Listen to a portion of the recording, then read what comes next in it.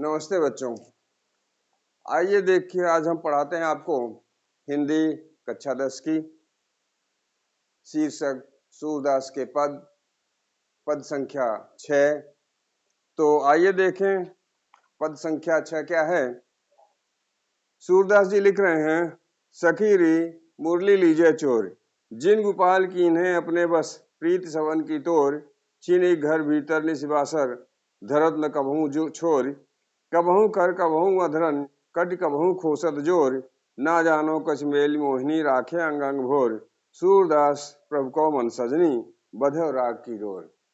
यहाँ हम आपको बता दें कि सूरदास ने इस पद में गोपियों को चित्रित किया है। यहाँ गोपियां कृष्ण के प्रेम के लिए लालायित हैं, किंतु कृष्ण बंसी की प्रेम में इस तरह से खोए हुए हैं कि उन्हें गोपियों के हित, उनकी सुधि, उनका खोज खबर लेने की कोई चिंता नहीं है। और इसी के लिए गोपियां बंसी से जलन रखती हैं। और एक गोपी कहती है अपनी अन्य सहेलियों से कि सखी, हम क्यों ना कृष्ण की बंसी को चुरा लें।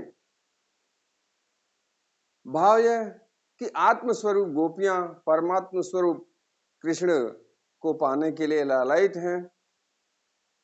और यहाँ गोपियां चाहे जिस भी प्रकार से हो कृष्ण को पाना चाहती हैं, और उनके इस कार्य में बाधा बन रही है बांसुरी। तो देखिए, गोपी कह रही कि हे सखी, क्यों ना हम इस बांसुरी को ही चुरा लें, जिसने हमारे प्रेम को तोड़कर, कृष्ण और मेरे प्रेम को तोड़कर कृष्ण को अपने बस में कर लिया है। यदि वह बंसी कृष्ण से ओझल हो जाए, कृष्ण को ना मिले, तो वह बंसी कहाँ है इस बात को पूछने के लिए ही सही कम से कम हमारे पास आएगा तो। और जब वो हमारे पास आएगा तो हमारी बातें उससे होंगी। यहाँ देखिए लिख रहे हैं, सखीरी मुरली लीजा चोर, जिन गोपाल की इन्हें अपने बस प्रीत संबंध की तोर। जिस मुरली ने कृष्ण को हमारे प्रेम को तोड़कर अपने बस में कर लिया है, क्यों ना हम उसी बंसी को ही चुरा लें। मुरली लीजे चोरी, क्यों ना हम उस मुरली को ही चुरा लें। छिन एक घर भीतर निशिवासर धरत न कबहू छोर, क्योंकि कृष्ण एक पल के लिए भी उस मुरली को न घर के अंदर रखता है, न घर के बाहर रखता है, न दिन में न रात में। धरत न कबहू छोर, वो कभी भी अपने से अलग करके उसे कहीं रखता नहीं है।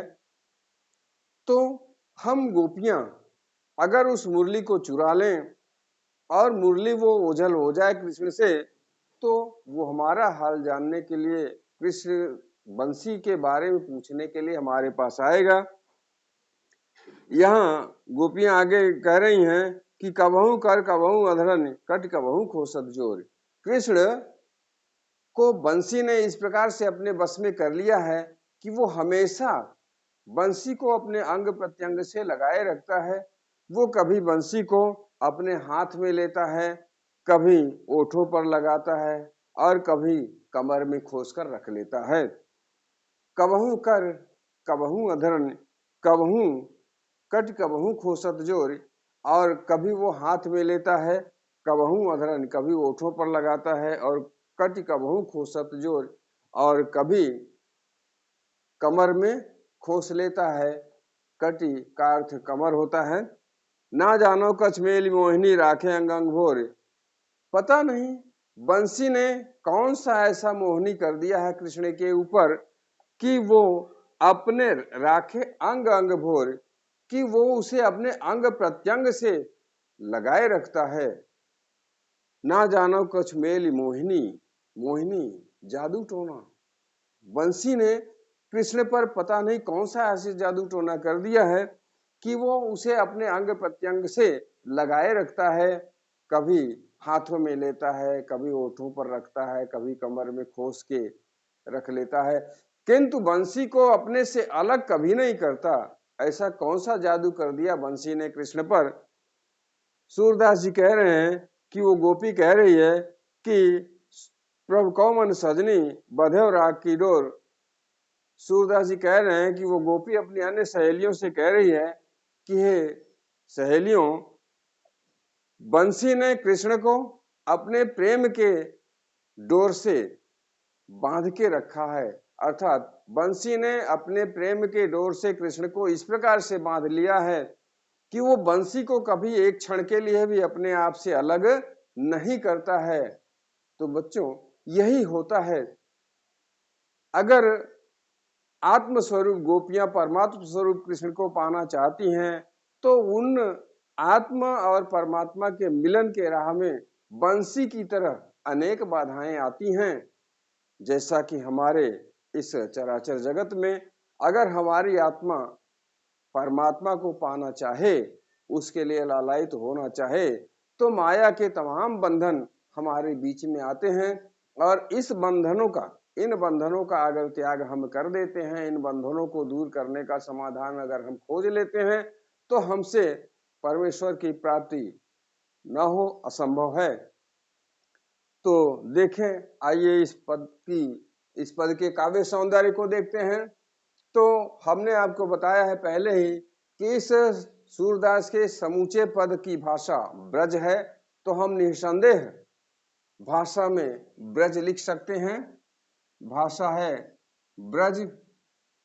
और शैली, जैसा कि हमने आपको पहले ही बताया है कि शैली मुक्तक है, क्योंकि इनकी हर एक रचना अपने आप में मुक्त है। कोई भी एक रचना किसी दूसरे रचना पर निर्भर नहीं है, इसलिए शैली हो जाएगी मुक्तक। और छंद गेय पद, हमने आपको बताया कि गेय पद क्यों होता है। कई बार बता चुके हैं गेय पद क्यों होता है। तात्पर्य कि ये गायात्मक है, इसे गाया जा सकता है। वैसे तो ये रचना का छंद पद है, इन रचनाओं को पद कहते हैं, लेकिन इसे गाया जा सकता है, इसलिए इसको हम गेय पद कहते हैं। और रस में श्रृंगार है, रस श्रृंगार। यहाँ गोपियों और कृष्ण का वर्णन है तो श्रृंगार रस है। गोपियों और कृष्ण का वर्णन जहां कहीं भी होगा वो श्रृंगार रस ही होगा, चाहे वो भले ही वियोग श्रृंगार हो, संयोग श्रृंगार हो, ये अलग की बात है, लेकिन श्रृंगार रस है। और अलंकार में है रूपक और अनुप्रास। तो यहाँ रूपक है इस जगह पर जहां लिखा है अंतिम लाइन के अंतिम खंड में, बंधो राग की डोर। राग की डोर अर्थात राग रूपी डोर से, राग रूपी डोर से, तो रूपक हो गया। और अनुप्रास कबहू कर कबहू, क वर्ण की आवृत्ति हुई तो अनुप्रास अलंकार हो गया। तो इस प्रकार से ये काव्य सौंदर्य भी हो चुका है। तो हमारा यह वीडियो अगर आपको अच्छा लगता है तो इसे लाइक करिए, हमारे चैनल को सब्सक्राइब करिए और हमारे वीडियो को शेयर करिए, जिससे कि अधिक से अधिक लोगों तक हमारा यह वीडियो पहुंचे, अधिक से अधिक लोग हमारे चैनल को सब्सक्राइब करें। इसी के साथ आज का वीडियो हम समाप्त करते हैं। जय हिंद।